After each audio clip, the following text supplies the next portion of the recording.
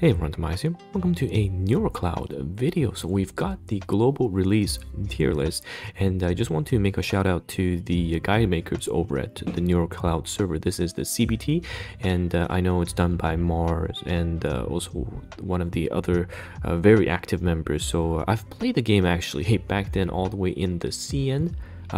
You can see this was back in the CN CBT was when, let's see, 1 year ago, so July 13th 2021. And of course I've also played the global CBT, so this was a month ago, so things are still fresh in my mind, and hopefully I can break down the tier list to you guys and let you know what is good and what is not. We'll go over some of the top tier units for sure, and the rest I think you can just read from their description, and I'll update them, provide the link rather in the comments, the pinned comment below, so check that out. And of course, one thing to note, this list is filled with free or lower rarity units at the top, okay? So it's very a clear reflection of how good this game will be for some of the players that are free to play. Essentially, you only need to grab one key unit and you'll be able to build a team that completely clears all early to mid game content, which I'll make probably in a separate video. But let's go over the tier list. Okay, so first of all, as you can see, the tier list is broken down into different class categories. So each class, they specialize in something, and of course there'll always be people that are better at what they do versus others. So let's take a look at the first one. So we have Croak, a 3-star. So in this game, the rarities are 1-star, 2-star, and 3 stars, and you can farm shards to further break them into higher star ratings, but basically everyone can reach the top star level in that sense. But 3 stars has the advantage of initially when you pull for them, you can't use their ultimate, so that's why it's important to keep note. But at the end game, a lot of the other lower rarities can catch up. So Croak is a base 3-star, has a built-in taunt, very good self-sustain, and she is a free unit that you get pretty much right off the bat. Okay, a very amazing. And this is going to be a recurring theme, that some of the best units in this game you'll get for free. Okay, you will get for free. And Croak, even right now, is a top tier 1 tank unit over at the CN server, which is already obviously over, well, just a year ahead, right? So Croak is still sitting at the top. She never really got power crept, and yeah, she's going to be a unit that's going to be with you from the start until much later. So Croak at the very top. Later on, the other units, I mean, you're getting Croak for free, so there will be situations where some of the other units are useful, or if you have reasons such as waifu prioritization to use the other units. But if you're giving a top tier tank for free, 3-star base 3-star, then there's no really other reasons to use the other units. But of course there's Sochun, which I personally used quite a bit because of her design, but obviously she doesn't really compare, and I found in a lot of the stages I had to switch back to Croak. So this is a tank, and in the ideal team setup, and which I'll make another video for this, but you ideally want to have at least one tank to mitigate the damage, to help your team survive basically. And then we have your damage dealers. So damage dealers are split between fighters and snipers. So obviously fighters are the ones that are close range, and snipers are the ones that are long range. Usually you focus on one side, because in this game, if you haven't played, I'll show you, this is pretty much like an auto chess type of game where you post your units down, they gain buffs based on the tile under them, and you have other skills to boost them.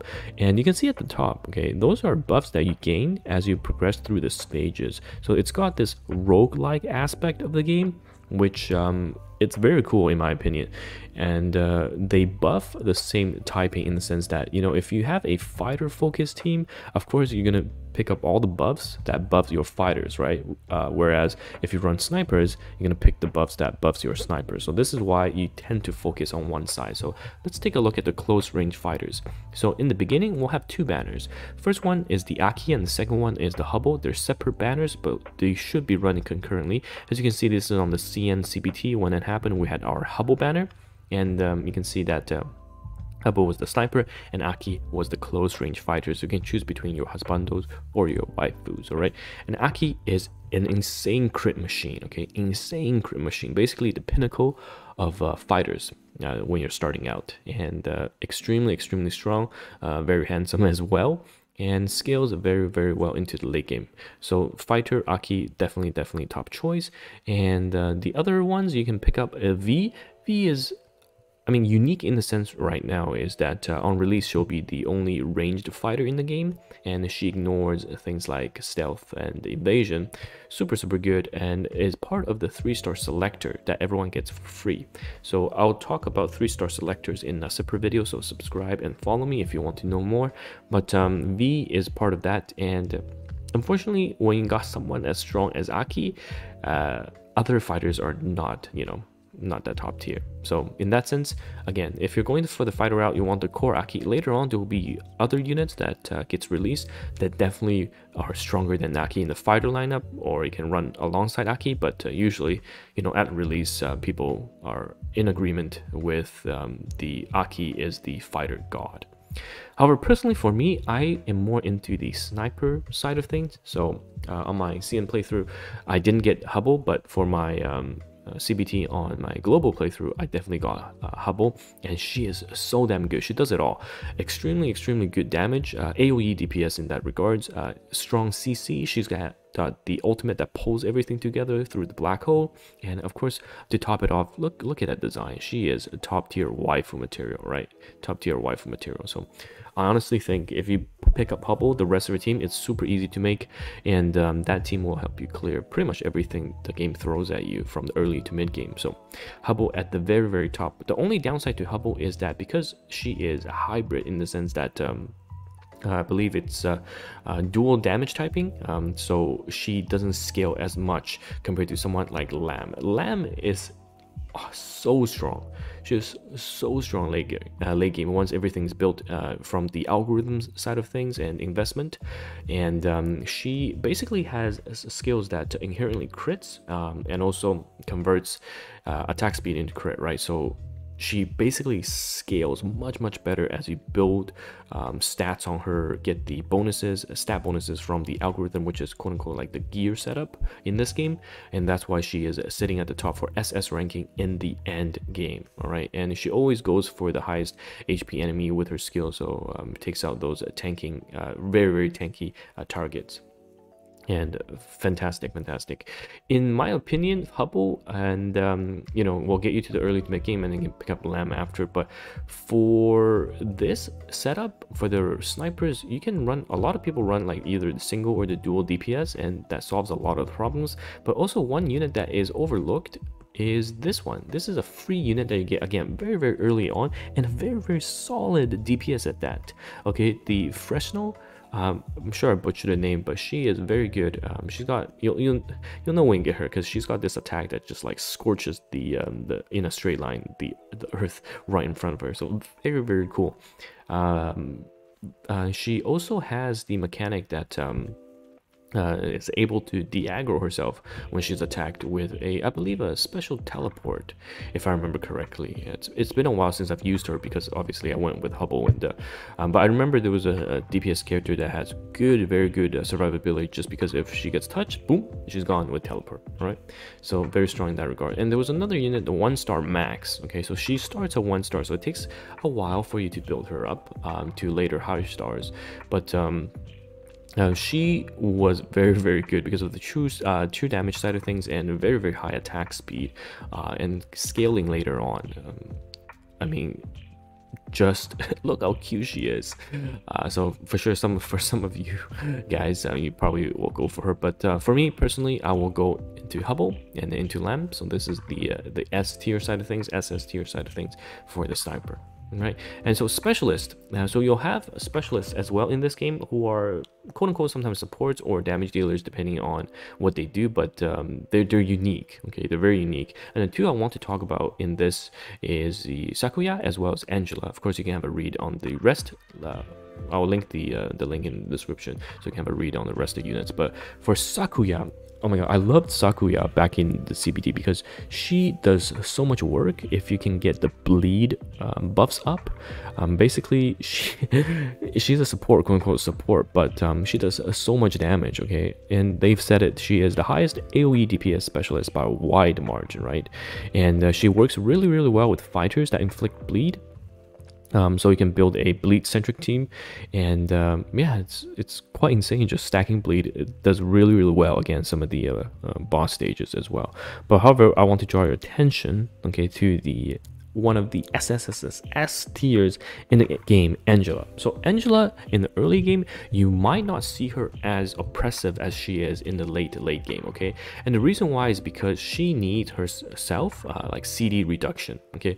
Her skill basically permanently increases the cooldown of the enemy skills, while her skill also reduces the cooldown of your own skills. So this increase and decrease CD manipulation is extremely big in stages where, you know, some of the later stages, it's a much longer grind game, and you'll be able to, you know, see the full potential of her skills. And especially when you start building her gear, or algorithm rather, and you fill it up with stuff like CD reduction, a 5-star Angela with CD reduction basically just lets you spam her skill non-stop. And the beautiful thing is there is a skill in the game that's not a character skill, but rather a overall skill that you can cast. It looks like a battery. You'll know when you go through the tutorial. You basically spam that to Angela, and she'll spam her skill, which means the rest of the team are going to be spamming her skill too. I mean, sorry, spamming their skill as well. So it's crazy, absolutely crazy. And the best part about this, okay, Angela is not a 3-star base unit. She's only a 2-star, so much easier to pull, right? And as I've talked about previously, a lot of those units, okay, at the top are either free or low rarity units, and that's why I think the game really treats you nice in that regard. And of course, Sakuya, the bleed specialist we talked about, she is also a 2-star base unit. All right, so coming up to the last part of the tier list, the medics. So the medics, we have, starting us off, Nanaka. Oh my god, I love Nanaka. Her skin in the future, absolutely gorgeous. All right, she has one of the best skins ever made, I think, across any game. So Nanaka is a fantastic AoE healer. I'm not sure if I agree with the term she is only surpassed by Jin in that regard.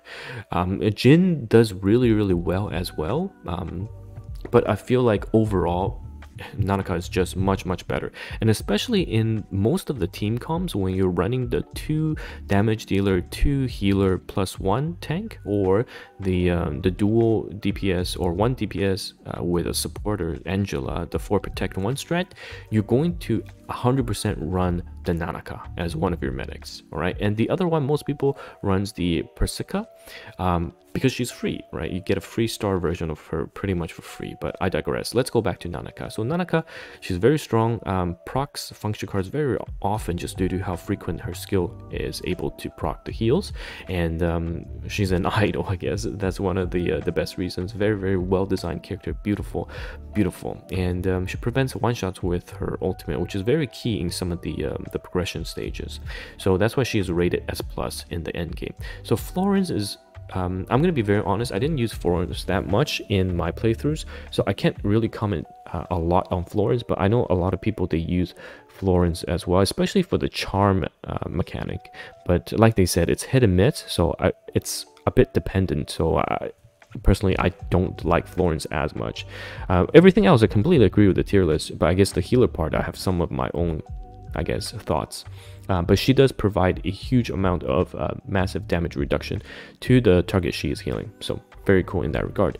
But again, drawing your attention to the free unit, okay? So we got S tier healer Persica. She is actually the main person, right? As you guys can see, she is the main stand. Let me see if I can bring you guys back to. She is actually the main unit, main character in this game. So she'll be, you know, with you the whole time. Her stories, no spoilers, but very interesting, very heartwarming or sad at times, but very good healer, extremely strong. And because of there is the quest line, the beginner's quest line, to guide you through things, and they give shards for her, you're gonna have a great time because you can bring her to 5 star basically just by progressing. Okay, and she has a revive, which is insane for some of the content. You basically have to run her.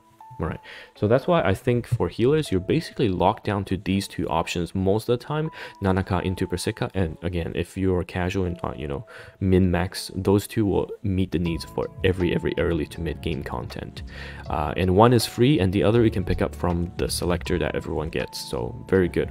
And of course, Persika, like I've talked about, is completely free. And the rest, yeah, the rest are not that great, unfortunately. Again, if you're into some of these units as wife options, you can try.